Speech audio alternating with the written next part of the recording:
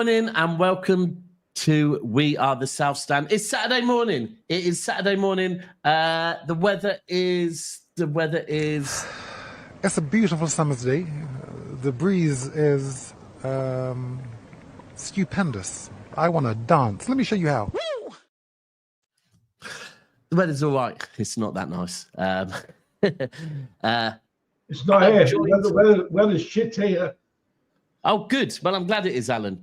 Actually, Alan. One of the many things you shouted out today. I was going to say, Alan, is the weather ever nice for you? Because you're kind of. Yes, it is. It doesn't rain very often. But you did a Ricky Gervais. Yes, it does. It's proper Ricky Gervais like that. Do you know what, Alan? I saw that picture of you in Madrid, right? And it got me thinking, what is Alan like when he's round his mates, right? Is he a moaning bastard?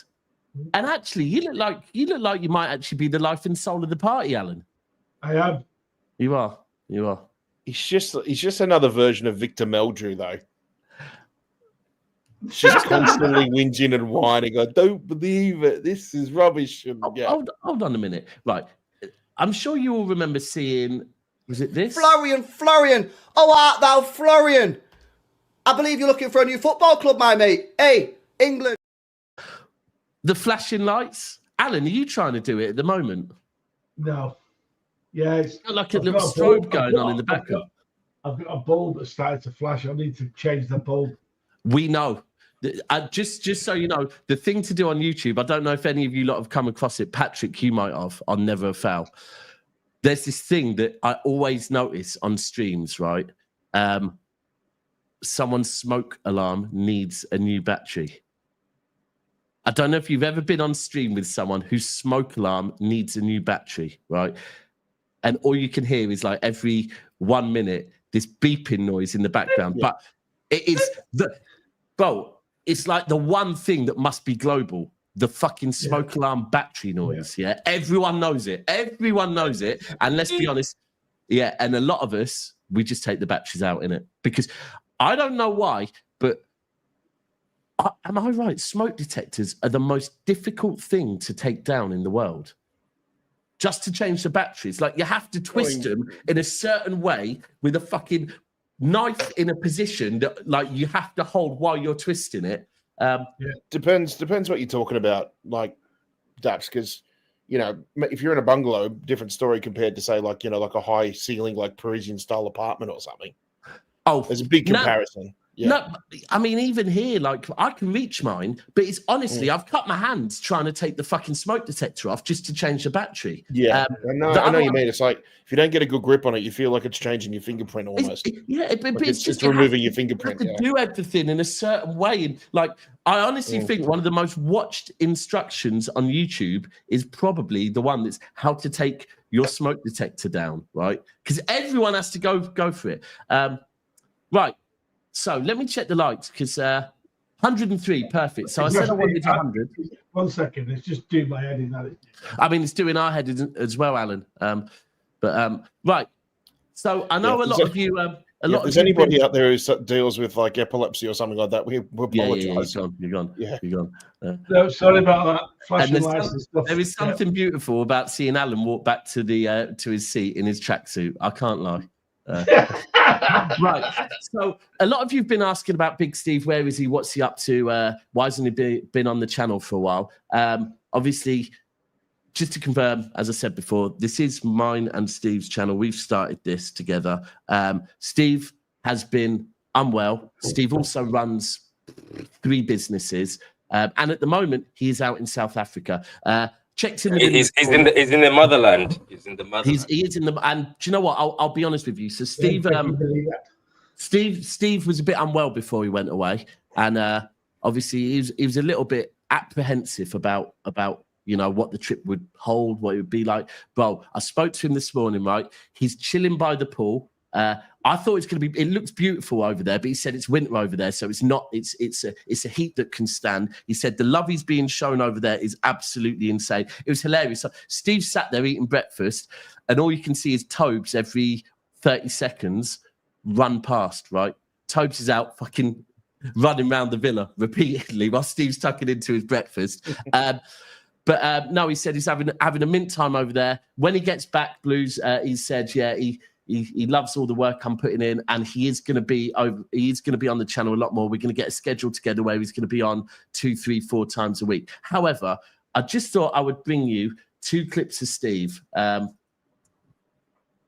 just to show that he's having a great time over there. Now, the first one, I absolutely fucking love this one, right? It's a very quick one. It was at the airport with Saeed. And the reason I love it is because if I wear a man bag, Steve will Steve will go on streams and cook me for wearing a man bag, right? He'll make an Instagram post about it. However... He's on it. That's it. On it, look. Ready. Steve is officially a man bag wanker. The second thing is Steve taking penalties. Now, this was just after Saeed bottled his first penalty. The big man stepped up. Under the pressure.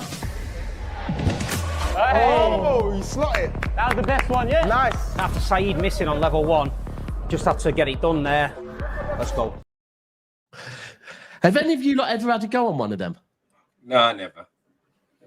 No? So when I went to, and I recommend this to anyone, right?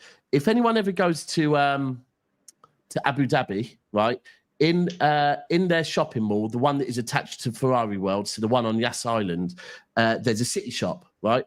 And I actually might upload the footage one day. So City Shop, but then they've got something called the City Challenge that you can do there, and it's absolutely fucking quality. It's upstairs, and firstly you go into this, like, literally it's the Man City dressing room. They've recreated it inside the shop, but you have to pay to do this, by the way, but it's not big money.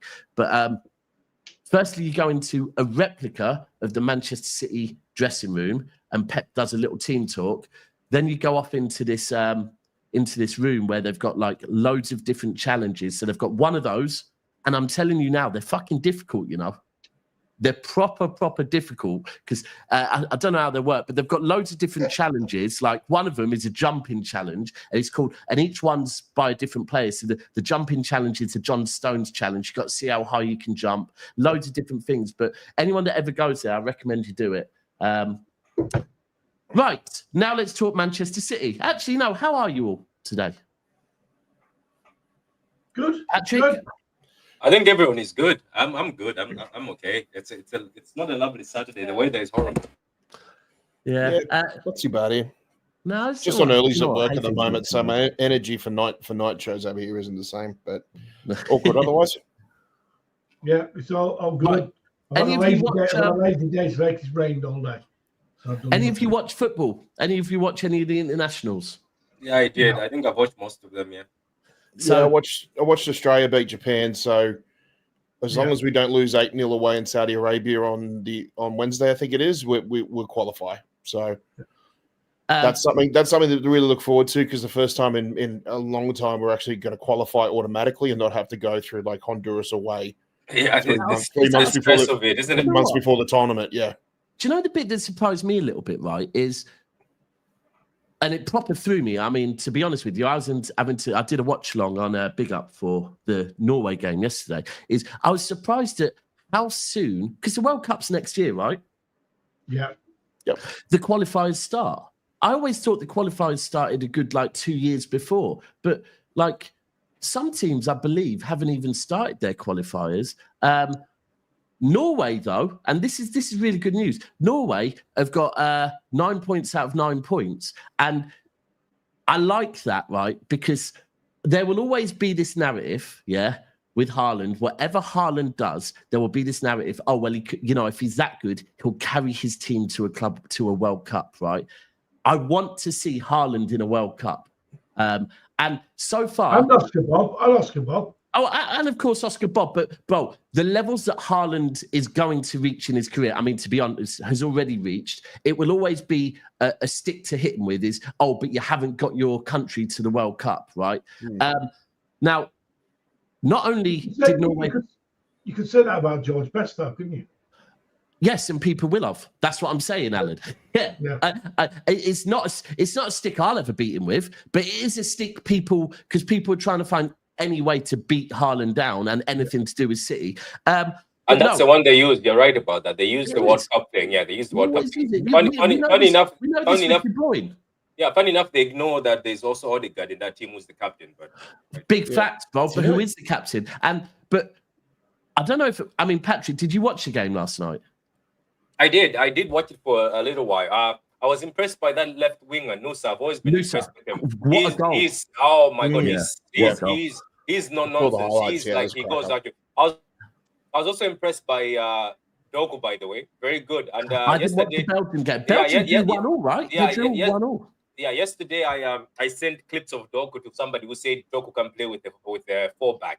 Dogu had a 4-back, and the way they were connecting, I was like, there you go. There is what happens when you give our wingers Savio or Dogu a 4-back. They can have somebody to pass the ball to.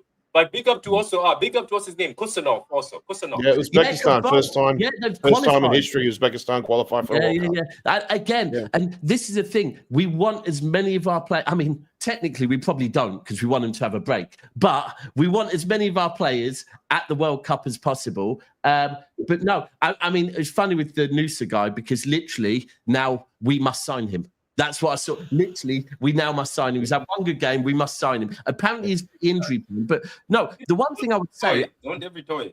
You know what I mean? City Build Up just said a comment there. That front four, that attacking four of Nusa, Sorloth, Haaland, and Bob, that could definitely carry them to a World Cup. Well, bro, this is what I was going to say. That's a deadly attack force. Yeah. Watching that game yesterday, and we have to remember, I think it was only 8 months ago that I saw Italy put on a masterclass against Germany, right? And beat Germany, yeah? The way Norway ripped Italy a new one yesterday was mad. Like, I don't watch Norway all the time, but I enjoyed watching Norway yesterday. They played good football. They could have won 4. They rattled the post as well. And Haaland, I think Haaland scored 41 in 41. Haaland taking it round Donnarumma. There we go. Do we really want him? But no, yeah, surprised at the Belgium score, though. Belgium drawing 1-1. It was a Macedonia scored a late equaliser. 90th. But I also saw Croatia, I think, won 7-0. So, but, right. It was against Gibraltar, wasn't it? Yeah. Every time I think about Gibraltar, I think about when Roberto Martinez was manager of Belgium. Do you remember that one, Daps, when Vincent Kompany got injured in a 7-0 win against Gibraltar? Yeah. And he was still on the pitch when they were 6-0 up in the 85th minute. Well, and he had an injury. I was like, I remember, I think I threw something on my computer. That guy used to play KDB. Pat, remember that guy used to play KDB in matches that don't mean anything. He played KDB in a dead rubber against San Marino. His man management is some of the worst in football. I mean, for me, him and De Bruyne, the way they'd be injured for fucking months for City, they'd report back for like light training for City, and then they'd be in the international team and they'd start. But the one for me that baffles me the most is fucking the Southgate and Stones. The way Southgate used to rinse out John Stones, where he wouldn't play for us for months, and he'd go away for them. And everyone knows John Stones is a 1 game a week player, right? I'd say one every 10 days. Well, but even when John Stones was fit, usually it would only be he'd play once a week, right? He'd go to England and it would be 2 friendlies and he'd play 2 games in fucking 4 days, right? And it would be like, really? And now he's back training with the England squad. There we have it. There we have it. Listen, it is what it is. What else was I going to say? Right, so where we are with transfer signings, I don't know if anyone noticed the thumbnail. I'll try and be creative with them. Behind Cherki on the thumbnail is an hourglass and a clock. We must be patient. We got we had Fabrizio tell us last night. It's close. It's getting closer. Cherki is pushing for it, and he expects there to be news this weekend, followed on by medical next week. Now, Alan, let me ask you, did you watch the France game? I watched the France game against Germany, yes. Right. Now, talk to me about Cherki. He looks a bit useful, doesn't he? Oh, imagine that, Alan. Alan. He looks a bit useful. And I mean, listen. And once we get that fucking tram driver out of the squad, Hey, listen, the thing is, right, we've been saying we need someone with a mentality and a game changer. Oh, yeah. That fucker comes on his debut and scores a goal like that, right? Thunderbuster. Do you know what impressed me about him? Is his passing range. And the fact with both feet as well. Yeah. His passing was very good. So to me, we're going to play next year against teams that are just going low block, low block, low block. So we need players that can open teams. I think We're we going can to get him for away, a quarter, and we're going to get him for a quarter of it for inverts. Yeah. Big facts. Big facts. I mean, that train's still fucking rolling along. I think they won 100 million up front. Bro, they want 100 and I think they want 133 million or 137 million, and Liverpool are currently at about 117. So yeah, but they want over 100 million up front. Yeah. And look, he's going, and I'll be honest, I'm not going to slander Verts. I've said this on Never a Foul. You see when Haaland arrived, and there was the whole Haaland-Nunes debate, right? Yeah. And we've seen what's happened. Haaland's rocketed, Nunes not so, right? This one with Cherki and Verts, I honestly think both of them are going to be quality, right? Yeah. The fact that you see rivals, I see Man United fans getting excited about the fact that. Well, no, bro. I see. When I'm saying United fans, I'm not meaning the shameless ones. I'm meaning ones that actually like football. Lies and culture cams, right? Two guys that actually care about good football, and they're saying, "I hate that he's going to City. However, I love that we're getting ballers back in the Premier League." Right? Yeah. And that is it with those two. Yeah. So I don't know. I'm hoping for a here we go today. I really am fucking hoping. But we never know. I think he's pretty confident he is coming to City. Patrick, I haven't spoke to you for a few days. Are you confident he's coming? I think this deal is done. I think we're just panicking because there's silence. But I think everything is done. Because if you hear the rumors, the highest they want to go is 30 million, 40 mil. And that's not a lot, to be honest. Yeah. I think, do you know what I think it is? I think we're already panicking, right? Because we all want him.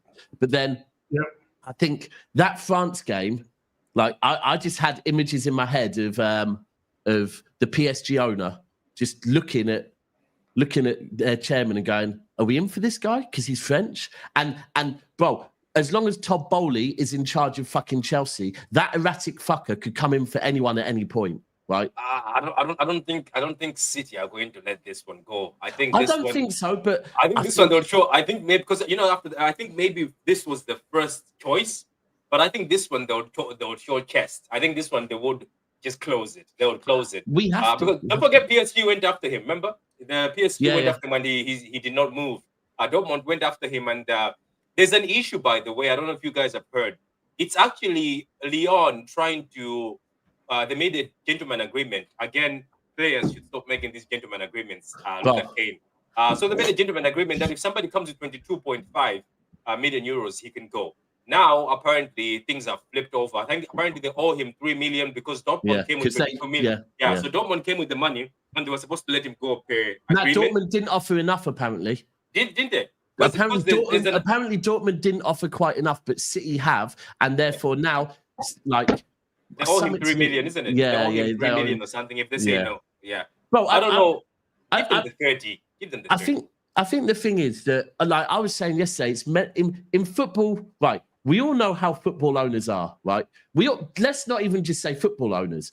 Football club owners. We all know how rich people are, right? You can't fucking trust them, right? Why? Because they've got there by making money and being shrewd. So in this world, to accept a gentleman's agreement, without it being on paper is mental. But I did hear that apparently in France, you can't have clauses in there. So that's pretty much all you can have. However, I have got this for all of you. And this is probably for me more than any of you. But, you know, we've done it on Reijnders. We've done it on Ait Nouri. And I think people, since I've got these, I'm doing a lot better. Teijanni Reijnders, Rayan Ait Nouri. Rayan Cherki. Rayan Cherki. Alan, can you repeat after me? Rayan Cherki. Rayan Cherki. Yeah, not bad, Alan. I think because it's probably me and you that was need that seed of more. Chucky? Rayan Cherki. Rayan Cherki. He Oh, sounds Shirky. like See someone saying Shirky. Oh, he sounds like a Russian gangster with a name like that. Well, there we go. it's funny that we're signing 2 Rayans, to be fair. Yeah. Well, look at this. We got 2 Ryans, a Reijnders and a Reijnders. I know Hold on. Yeah. 2 Nikos and a Rico. Yeah, 2 Nikos and a Rico. Yeah.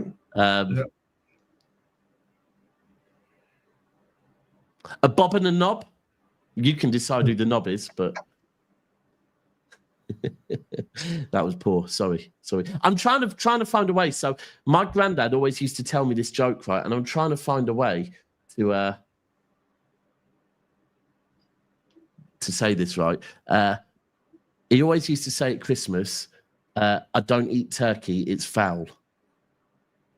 Right? And I'm trying to find a way to make a dad joke about Cherki on that. But what are you saying, Imran? Daps, how did you run the Teijanni Reijnders pronunciation video and then you started saying his name incorrectly again? Hold on, let me have a go at that one. Teijanni Reijnders. I am, you're right. I am, you're right. Mate, that's because I've got the memory of a fucking fish. Teijanni Reijnders. Am I doing it right? Anyway, right. Daps, so if Rayan Cherki has a stinker, I'm putting your picture. Why? From this angle, when you're looking this side, there's a bit of similarity. So if Rayan Cherki has a stinker, I'm gonna put your picture. All right, so you're basically calling me Timu Turkey. Timu Cherki. Brilliant. Cheers. Yeah, if he has a stinker, I'll put you on. Like this. Right, people, there is over 400 people in here and the likes are 200. Not bad ratio, but that still means about 203 of you have not hit the like button yet. So please make sure you are smashing that like button. Right. We will probably come back to a bit more Cherki chat.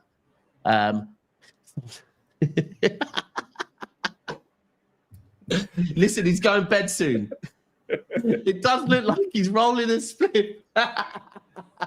He was rolling a spliff and he was drinking his dark fruits just before as well. He had his strongbow on tap. Yeah, he's got his. Hold on, it's like it's when he gets something like this out, right, and he starts doing this. Yeah. He starts doing this and just fucking making a roach. At least he's not getting a note out. Now that would be worrying. Could you still imagine Alan Stein? You'd still ask him something. You'd still ask him something. You just go. Still shit.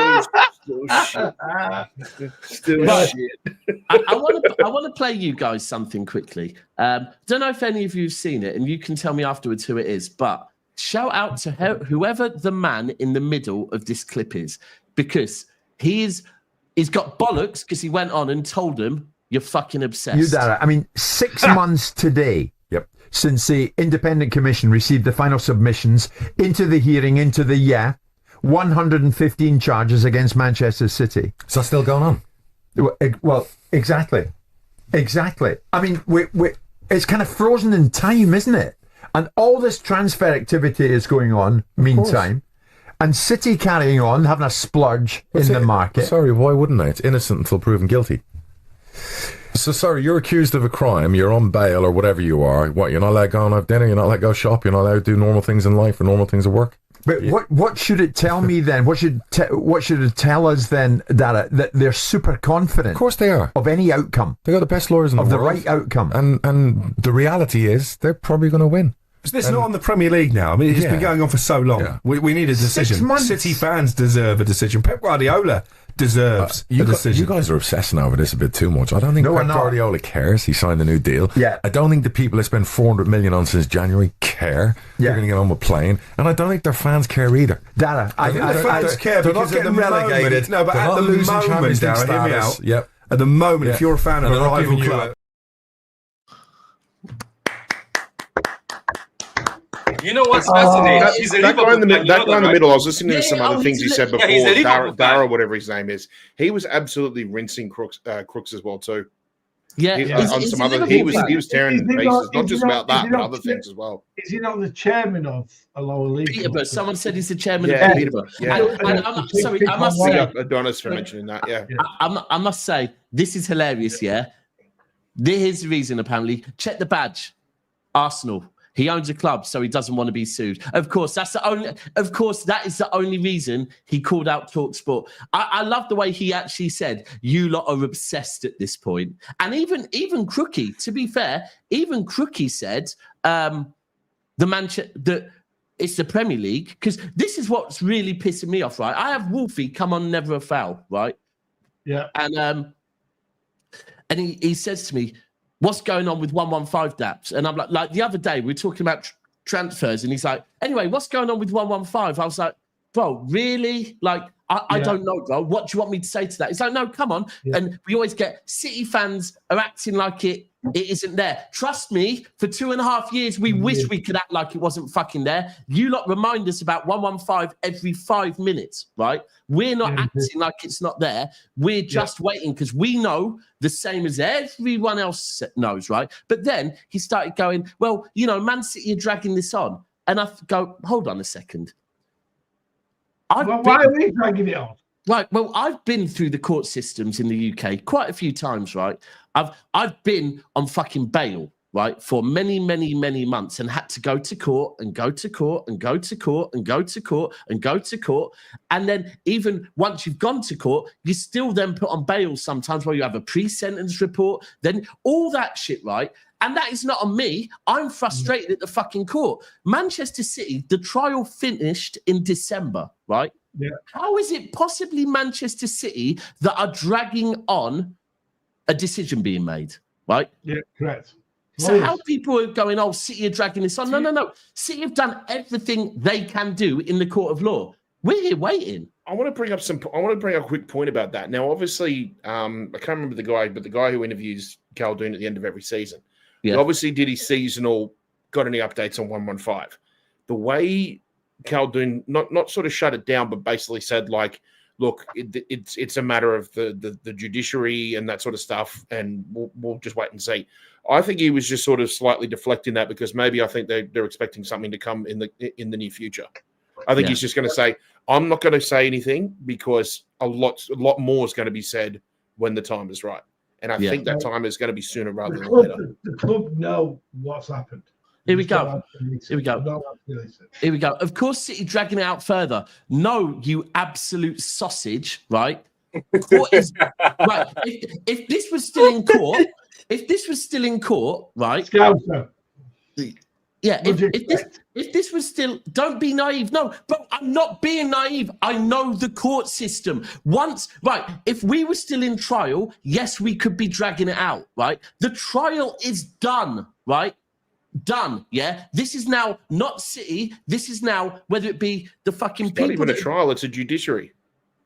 This is it's not court. It's not a court case. Like yeah. Well, you know what I mean. But City have no way of controlling this. The court ended back end of November. Manchester City cannot Bo, do you not think? Has anybody bothered to look at the other side of the coin and think why is the Premier League dragging their knuckles on this? No, they won't. And do you know what's funny though? Have you noticed that? You've got to look at it from both sides, and I think most City fans are looking at it from both sides. Yeah, because we know any outcome could be possible. We don't know. And at the end of the day, you need to accept that it's just like for every time they say, "Well, you should be nicked because of this," the manner in which it's been done, the timing in which it's been done, it means that this sort of thing does take time, and we're just And do you know what's funny? We're just constantly sitting in purgatory about it, and waiting. Yeah, you know what's funny? I really do think if City were in trouble, they won't be spending all this money on players and the new stand. Well, let's go into that, right? Because Manchester City got accused of these allegations, right, and got charged, right? They got charged back early February 2023. February, March. It was February. No, it's February because it was the day after. It was the day after the Tottenham game, right? And it was the day after the Tottenham game. Second, can I talk about Tottenham too? Yeah. That's nearly 2.5 years ago. Obviously, right? given just what happened recently. So we got planning permission on this the stadium expansion and the hotel. We got planning permission about 1.5 years ago, right? Now, when you get planning permission, maybe 1 year ago, but it would have been 1.5 years ago. When you get planning permission, you don't have to break ground straight away, right? So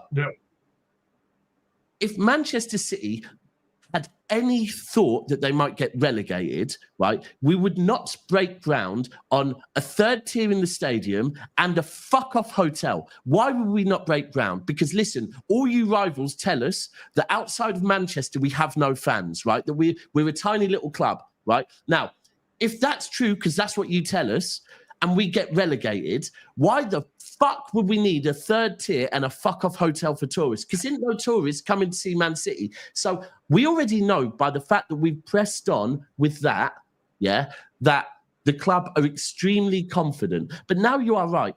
Now, people will say, oh, City is spending so much this transfer window because there might be a ban, right? Well, firstly, if there is a ban, then a ban would not be for all the allegations. We'd get far more than a ban. But secondly, again, we would not be signing all these players on a fuck-up wage, right?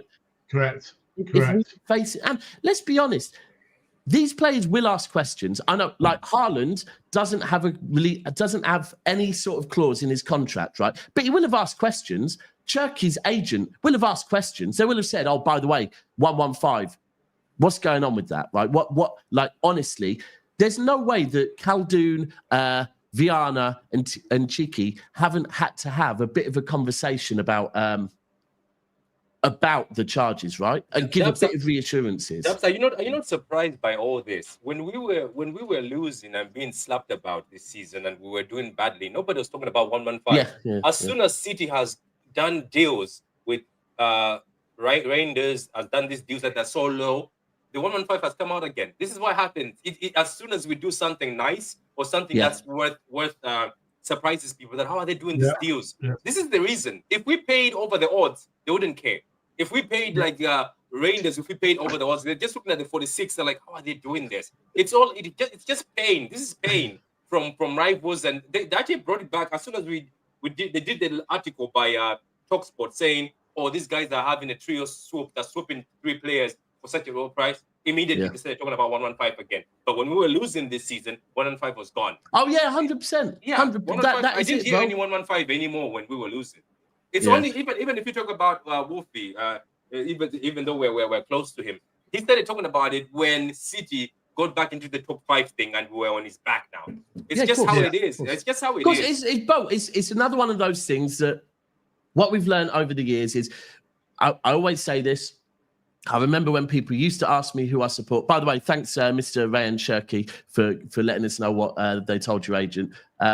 But when I moved down here and people asked me who I supported, and I said City, I like you lot. I like you lot. You're a loyal bunch. You've stayed with the team through hard times, still getting 32,000 in the third tier of English football. All that shit. The minute you start eating off of someone else's plate, all of a sudden it is looking for any stick to beat you with. And that's what it is with City. Just quickly, so sorry, I don't know how to pronounce your name. Nadi, I'll pronounce it that way. If a verdict has been made, they won't be able to postpone a punishment. They would have to hand it out same season. Me thinks we are innocent, fine. I agree. He also said Vardio and Guardiola, same name in different language. Is that true? Yeah. Talking about our similarities, yeah. They are definitely similar. I appreciate the super chats on that one. Should we move on from 115? Otherwise, we're going to fall down a big bloody wormhole talking about that. I just as well, like, I really hate, the biggest thing on it I'll end with is when people say that Man City fans are acting like 115 isn't a thing. Like, it's the most bizarre thing, like, you could ever be told, right? The way I look at it is this: if we were going to get done, we'd have been done a long time ago. Yeah, facts. Well, do you know what? Actually, I'll give you a club would have taken a plea bargain. Yeah, 100%. Club would have taken a plea bargain to save face, because reputation is the most important thing to them. The thing is telling a City fan you're acting like 115 isn't a thing is like telling a white man he thinks he's black, right? You know what, Dubs? We can tell them this. You know what, Dubs? We can tell them this. Okay, maybe this is what you want to hear. Every time I go to bed, we cry. All of us, me, Pat, Alden, we cry. Deep down, before we go to bed, we cry, then we go to bed. Yeah, we do that. Alan doesn't know how to cry. we had He doesn't know how to. Even when the Champions League final finished, he goes, "This is less shit." Hey, that's what it is. We act fine on streams. I cried when we won the Champions League. You know that. Yeah, you still went. This is slightly less shit. Yeah. Even Daps cried when they won the Champions League. Oh, mate. Oh, I did too. Hold on. My face was melting. Breaking news. If anyone doesn't know from how easily I get rattled, right, just by a simple comment, right, I'm an emotional fucker, bro. I cry all the time. All the time, bro. I can cry over a Disney film. Real talk. It just remind me of something to do with my daughter, and I'm gone. I'm an emotional fucker, bro. Lion King. King. I remember watching Lion King as a kid. I cried my eyes out when his dad died. Bro. I remember crying when Optimus Prime died. Yeah, the saddest one for me is still the ending of Schindler's List. Say that again. The ending of Schindler's List is still it's so powerful. Because he saves over 1,000 people, and then at the end he just has a complete mental breakdown, saying I could have saved more. Like the humbleness of Oscar Schindler is spectacular. Anybody's never watched Schindler's List, you've got to watch it. It's unbelievable. I've never seen it. I'll see it now. Hey, I tell you the best one I had. So hold tight, Jake. A big City fan that goes to a lot of European away games, right? And Madrid, I think it wasn't this year. I think it was last year. Might have even been the year before. No, it was the year before, I think. And anyway, we were in the Irish bar after the game, me and Steve, and Jake's had quite a few drinks, right? And he said to me, he said, "Hey, Daps, do you ever do this? Guess what I'm going to do after when we leave here?" I go, "What?" He goes, "I do this a lot. I go home, I watch Green Street, and I cry at the ending." And I sat there looking at him going, I can't lie, I've never cried at Green Street, you know. Yeah, and it's still he goes home after a night out on the piss, puts on Green Street, and fucking cries at the ending. Why? Anyone that hasn't watched Green Street, go and watch Green Street. Also, go and watch ID. Have you not watched ID? I know you will have, Alan, surely. No, I haven't. No, I don't think I watched it. Oh my God! Right. So have you watched Football Factory? Yes. Yeah, I watched it. Have you watched Green Street? Yes. Right. Well, fuck both of them off, right? And go and watch ID. It's based on a true story. Oh my God, it's a classic. It's like an 80s. It's got. I'm pretty certain it's got Sean Bean in it. I fucking love you, Gumbo. Oh my, it's quality. It's a proper. Is it one of those rare Sean Bean movies where he actually doesn't die?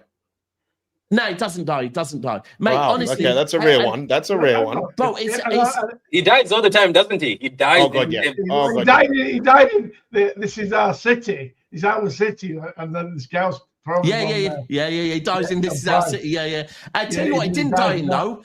I tell you what, he didn't die in that I was a big fan of. Used to be on used to be on Wednesdays. Oh, it's not Sean Bean. Breaking news. There we go. That's why I don't know. Wipe the floor. Let's move on. No, but honestly, anyone that likes Football Factory or likes Green Street, it is the classic, right? It's a true story. It is about so it's based on. I'm pretty certain it's based on West Ham, right? And it's about a couple of police it's a couple of undercover police, and they become part of a football firm. It's definitely. Oh, the firm is also a mint football. Yeah, you're right. The firm is also a quality. But go and watch ID. And yeah, Sharp used to be my favourite. Right, let's move back to football chat now, though. Football chat. What are we going to talk about? Because shall I have a quick look on City Extra, see if we've got any news? Actually, what do you want to talk on? Because I've got a point. Wait, did you talk about? Jack Grealish responding to people? No, but we can talk on that. Yeah, because a lot of, I've seen a few people have gone after him. Some people say leave him alone. Some people are going. Oh, so he went and spoke. To his friend? That's his mate, though. What's his name? What is his name? The guy from Top Sport is his friend. Donald defends him all the time. Yeah. That was normal. That was normal. A Bondahor. Yeah. That's normal. Him responding to him. But the funniest one is where just like someone else had just basically said something about him, and he just went back at a random person. But I would be interested to see what time that happened, right? I see what you mean. I see what you mean. Well, I would be interested in what time that happened and what part of the world Jack Grealish was in when he responded, yeah? Because he might have had a few sherbets, right? And just thought, I'm going to fucking have some fun here. Was it sober Jack or was it not so sober Jack? But, I mean, do you know he did have a point, because the person saying Jack Grealish hasn't been good is actually a lie. Jack Grealish hasn't. When he's played all right, I thought. Yeah. It's Jack Grealish hasn't. Do you know what? I got in a bit of a debate with someone yesterday, right? Because I don't know, maybe it was City Extra, maybe it was MCFC lads, but someone had put a post up saying, where should Grealish go next, right? And it had 4 clubs' badges. So I just said, I said something like, take him home, back to Villa, and he goes with all of City's fan base and the club's best wishes and thank yous, right? And then this guy responded to me saying something like, nah, that isn't how we treat our players. You get behind them, and started going off on one, like making out like basically I'm a plastic and I'm fucking throwing him under the bus and fucking him off. And I said, read the exam question. You failed the exam. The exam question said, where should he go next? It didn't say, what should we do with him? It didn't say, should we keep him? I said, and like, I could sit here now and say, keep him, give him a chance. But the truth of the matter is, even if we keep him, right, this season with an aging midfield, right? Yeah. We have not seen Jack Grealish. And injuries galore, we've hardly seen Jack Grealish, right? Now, if we keep him, knowing we're buying fucking Cherki, Reijnders, and whoever else, right? There's not a fucking chance in hell he is getting any game time next season, right? Pep's left him out of the Club World Cup squad. He's left him out of the last game of the season, and he's hardly played him all season. Even after man of the match performances, he gets benched. Me saying, no, I think we should keep him, that's just dunce, right? Yeah, that's not for the best of Jack Grealish. He's not going to start at City. It's as simple as that. Even Thomas Tuchel said he asked him about Jack Grealish. He says he needs to play games for me to be able to pick him. So I'm pretty sure by hearing that, Jack's camp is probably looking for somewhere for him to play. I'm gonna watch him. Do you know the funny thing is, even all the nagging I used to nag about him at City, if wherever he goes, I'm still gonna switch on the TV and watch him just to prove my point that there we go. This guy is a maverick, and you have to give him a bit of freedom. But he's a good player, and you're right, Dubs. This season, whenever he's played, he's actually looked way better than majority of the midfielders, and he's looked way better than some of them, and have had a bit of energy. So it's just like the writing is on the wall, you know. Yeah. And the thing is, you just mentioned it there as well. That is very important at the moment. Like, players often don't make moves, right, or make moves the summer before a World Cup for a specific reason, right? Jack Grealish knows that if he go, whether it be Newcastle, whether it be Villa, whether it be fucking Forest, even West Ham, whether it be Napoli, if Jack Grealish goes somewhere and gets game time and plays, he could still very easily be on that plane to fucking the World Cup, right? So there is no way Jack Grealish is going to stay at City knowing. And he needs to go and play. He needs to go and play. He has to, because this is at 30. This is probably the last chance of a World Cup for him, right? It is the last chance of a World Cup. He's not going to sit at City and wait. And as for this comment, if Jack was a foreign player, he would not get the sympathy he does. Bondahur was having a go at Pep, and Jack was in agreement. Get rid ASAP. Again, I said this yesterday, Amar. look, there is some truth in what you say, that if you're from England, you stick up for English players. Same way if you're from France, you stick up for French players. It's in every country, though. It's in every country. It is, bro. My mate is a Grenadian, yeah? Right? If Grenada do anything, he's very loud and proud about it. Why? Yeah. Because he's from Grenada. It's just, and this isn't, and people say it's an English thing. It's not an English thing, but also Jack Grealish, like, I'm not, Patrick, me and you have gone back and forth on Doku Grealish things for so long, right? But even you admit, right, Jack Grealish in the right position this season has cooked. Yeah, he has. We've said that. It's just that's the thing about people. Like, and the other thing is, the reason why majority of the rival fans talk about him is because you told us we spent 100 million. So we are going to back him and we're going to talk about him. We're going to back him up. I just feel like sometimes in life, for you to see the best of somebody, maybe they have to go somewhere. As I said, I'm going to turn on the TV. Big facts. If Jack goes to West Ham, every team he goes to, except United and Liverpool, I would turn on the TV and watch it. Yeah. If he goes to Liverpool, he's done with me. If he goes to Liverpool, we're done. And this is the thing, that I'm not the biggest Marcus Rashford fan, right? Away from the fact that he plays for them lot, yeah. I've never thought Marcus Rashford is as good as maybe the pedestal he's been put on, right? But he's an okay player. Now, him and Man United, that should have ended 2 seasons ago, right? For the best of both of them, right? For Marcus. So do you think it should have ended at the time when Jesse Lingard left too? I mean, maybe, but maybe you're right. But sometimes people just need to go their separate ways. I mean, listen, perfect thing. I'll be completely open with you. Me and my ex-wife, right? I'm so thankful we got married, right? I loved her, and we're blessed to have the best daughter in the world. However, we broke up because we just weren't right for each other. And now, as friends, we're thriving. And our daughter's thriving. Sometimes people just need to go their separate ways for the best of both people, right? And that is just how it is with Jack right now. And it is for the good of the club, and it is for the good of Jack. Jack needs football, right? Probably, firstly, for his happiness. Secondly, for his World Cup. Thirdly, for his mental health, right? But also, City need to get rid of Jack because we're paying him about 300 fucking grand a week, right? Yeah.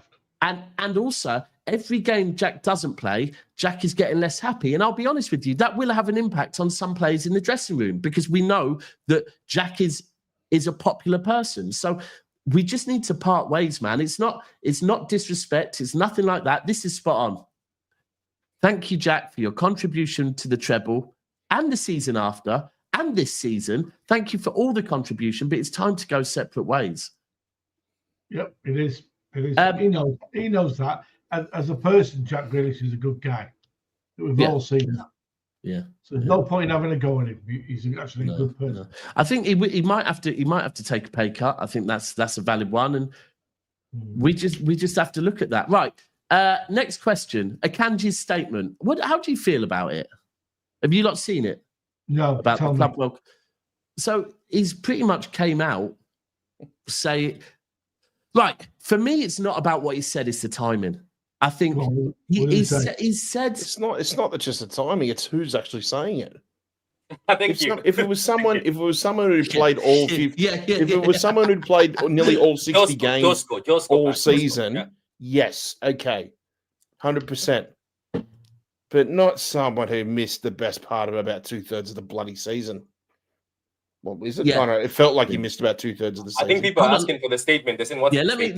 Bear with me. I'm going to get the statement now. I'm pretty certain they shared it. Did they share it? Oh, they better put effort. They better put effort. They've given the season hasn't been great, and if they're having that mentality that they're not happy. Yeah. So here we go. Here's his statement on the Club World Cup. I've been a strong critic of this competition for some time. We players would love to have some holidays, some time for our bodies to rest. My Man City teammates are not exactly overjoyed about the tournament either. But now it's right in our faces, and there's nothing we can do. Now, there's another thing I don't like there. Well, I suppose he's speaking on behalf of some teammates who played a lot more than him as well. But I don't like that. I don't like. I get it, but he's not just talking about why always me or woe is me. He's actually talking about his teammates as well, but still, that's even worse. The timing, the delivery, and who it is makes it look really bad. Yeah, I mean, look, I'm going to be honest with you. I agree with him. All right, but I think we all agree with him that City need fucking rest, right? Yeah. But it's the timing. Like, we all know this. The timing of the comment or the timing of the tournament? No, the timing of the comment. Yeah, like, okay. The tournament is here. If you're Manchester City, then you're going to be like, really, bro? Because FIFA will now fucking be on the phone to Manchester City going, really, guys? Really? Fucking really? Yeah? And he knew about this story. And do you know the thing is, now here is the thing, Mr. Akanji.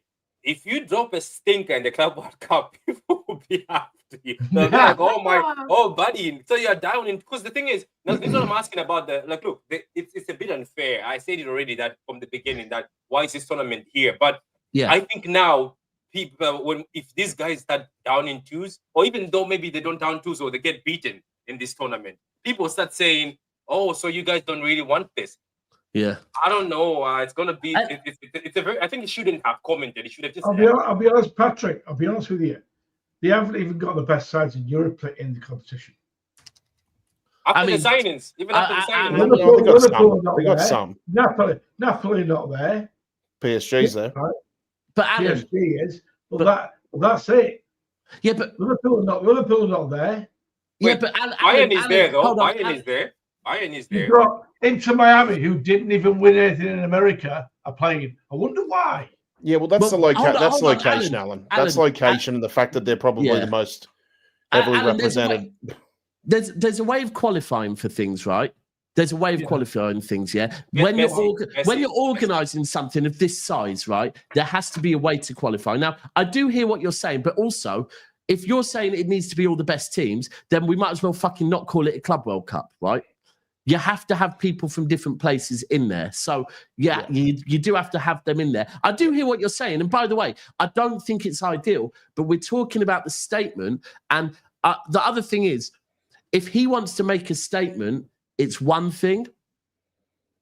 The minute he says, and other Manchester City players are not happy with this, you've now basically brought the whole club and other players into this, which if you want to go on and make that statement, I think it's just, for me, it's just a timing. It should have been like, make that statement 6 months ago, 3 months ago, 2 months ago, literally a week before you fly out. The chairman said we want to win it, and then your chairman says we want to win it, and you come out and say... He will say that, though, won't he? Come on. He will say that. Alan, do you want to win it, Alan? Not the last. I want to win it. Yeah, Alan doesn't care. Alan doesn't care. Yeah. I want to win the Premier League next year. That's the tournament could be run by I want to win the Premier. This, to me, it should be pre-season, and I want our title back. Simple as that. Yeah, but that's Alan, but Alan, hang on. You don't get to do that. If we get three injuries before August, I'm going to be fucking furious. Yeah, but Alan, you don't, right, in life, you don't get to pick and choose, right? Because we lost, if we won the Premier League, right, it wouldn't be this energy, right? I get it. I want the Premier League back badly. I don't want Liverpool retaining shit, right? No, I agree with you. But there is a thing, like, you want City to grow, right? Of course I do.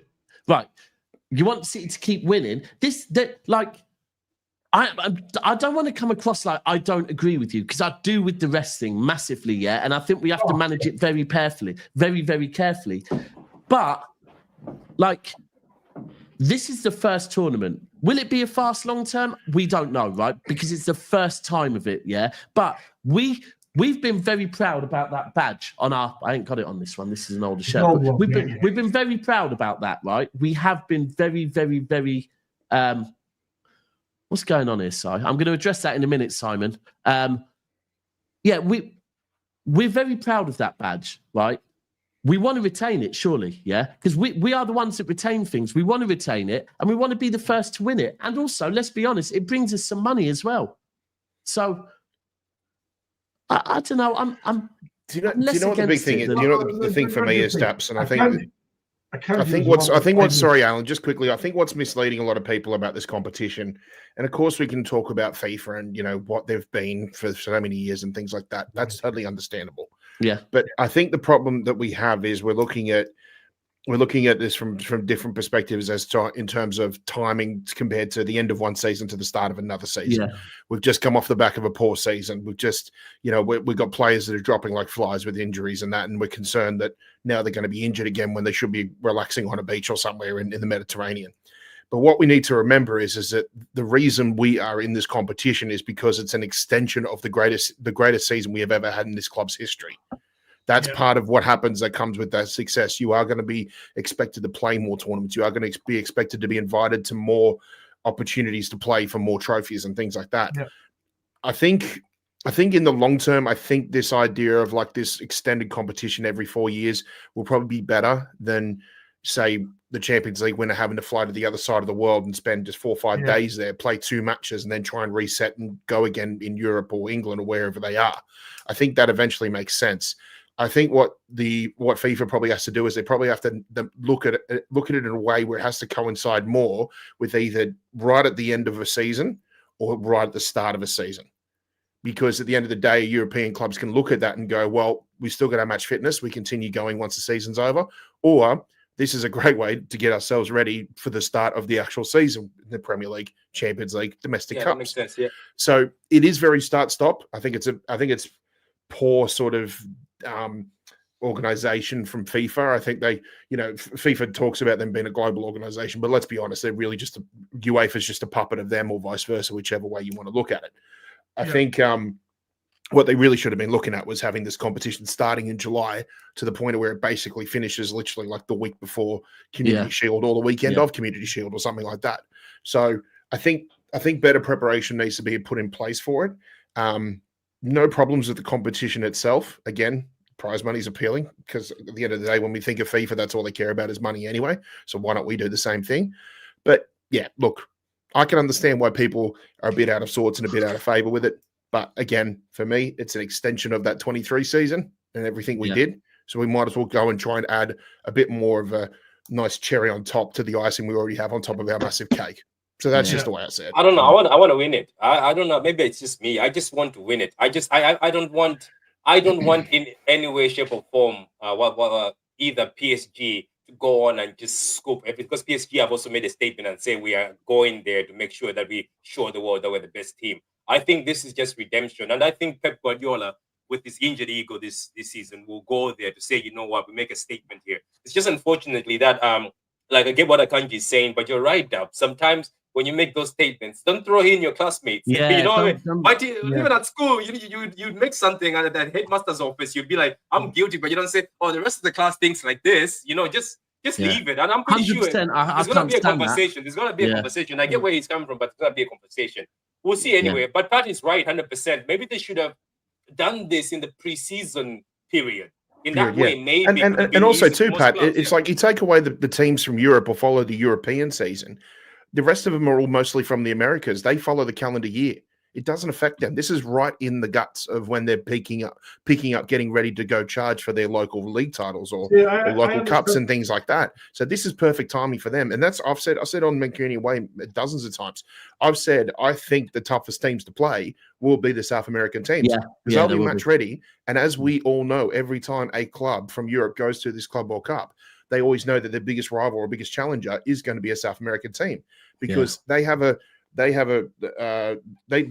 the Club World Cup like it is the biggest tournament in the world because they want that bragging rights of being the best club in the world. So they will take it a lot more seriously. I understand what Akanji is saying because he spent half a season with injections in his legs playing through the pain barrier, which he did to help us out when we were really struggling, which he did. That contributed to him being out for a long time later on in the season, which is true. So I hear that. I understand what you're saying. I do think it's not ideal, but I think what I was hoping when I started reading it was that in fact, where is it? This is what I was hoping. I've been a strong critic of this competition for some time. we players would love to have some holidays, some time for our bodies to rest.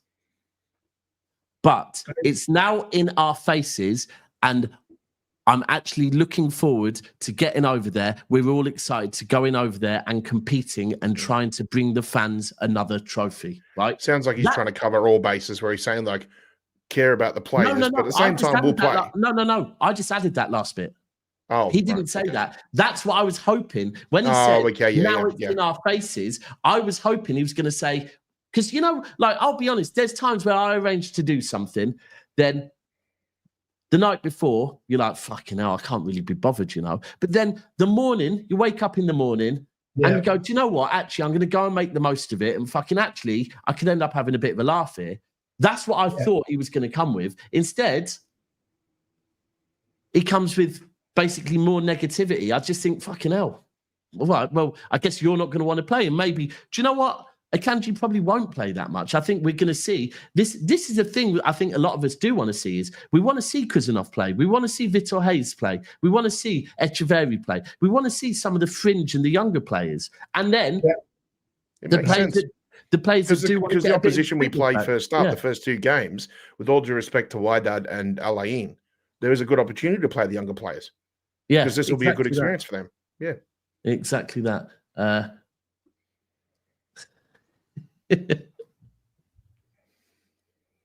Si, listen, if you weren't so busy all the time, right, Mr.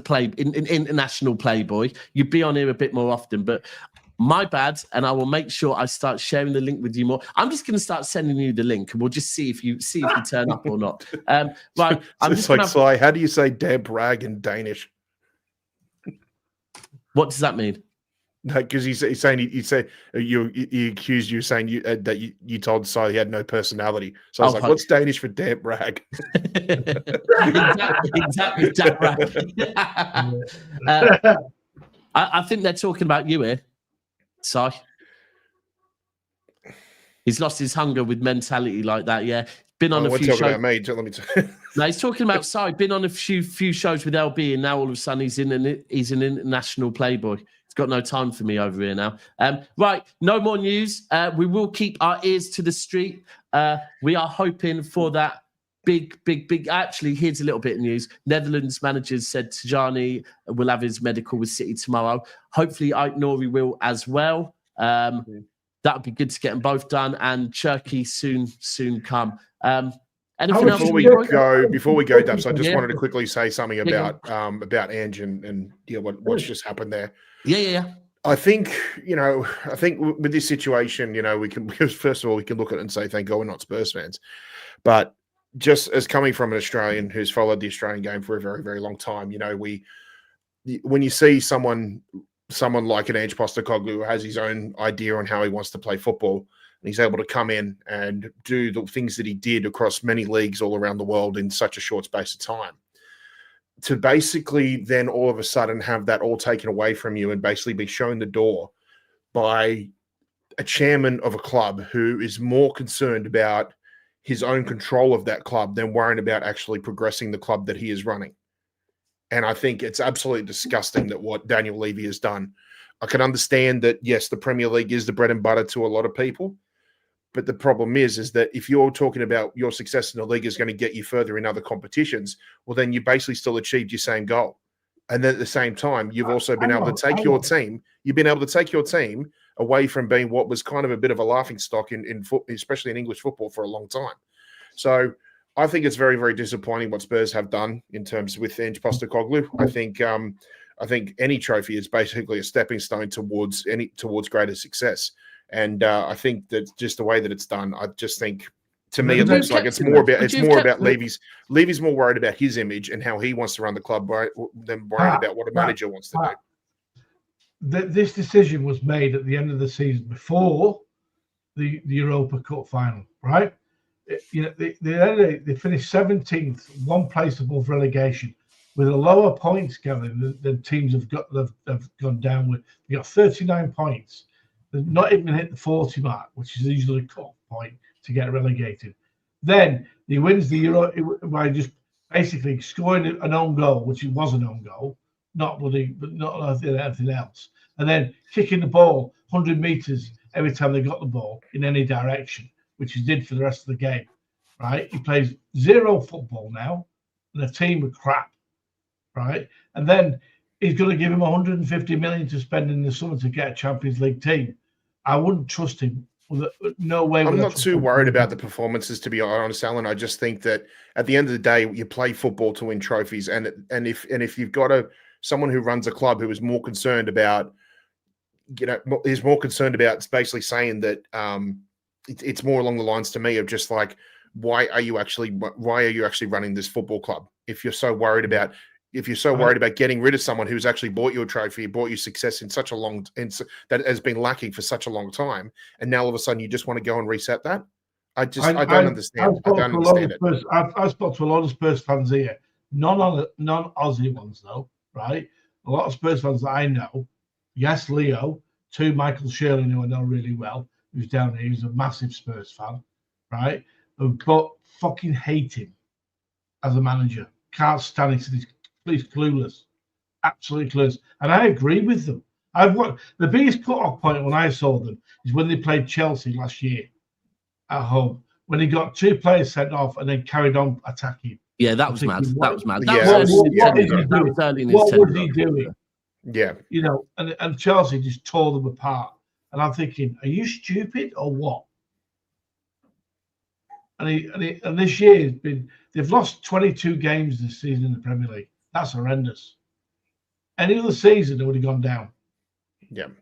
Look, I'm not denying that, but I don't know. To me, the game has always been about success, no matter how you go about getting it. Hey, don't forget, there was no teams that finished third in the Champions League in the group stage going down playing Europa this year.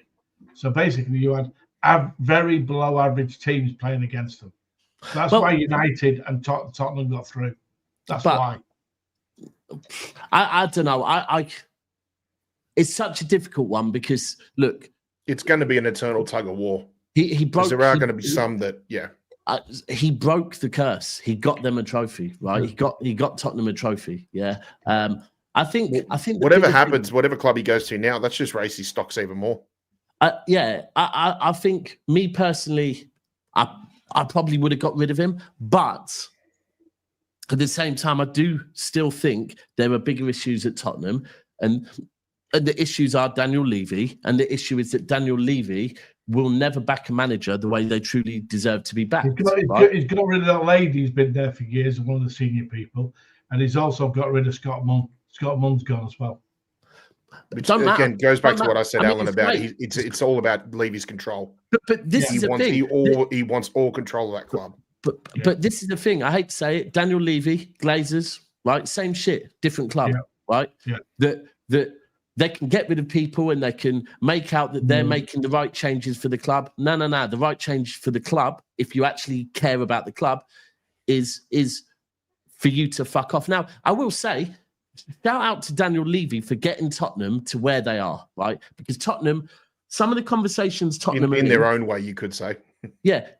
Like I always say, Tottenham being at that fucking Super League conversation, some of the conversations Tottenham are in, they should be the kid that is not invited to the party and is fucking looking in the party through the window with his face pressed up against the window.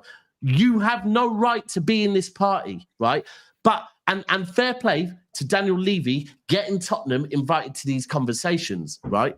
But what is the point in going to a party if you're not going to eat the fucking the spread and you're not going to dance, right? If you're just going to sit in the corner like a loner and do fuck all, why are you at the party? And that's what I feel like. He's got Tottenham to the party, but until he's willing to actually properly back a manager, what's the point in turning up at the party?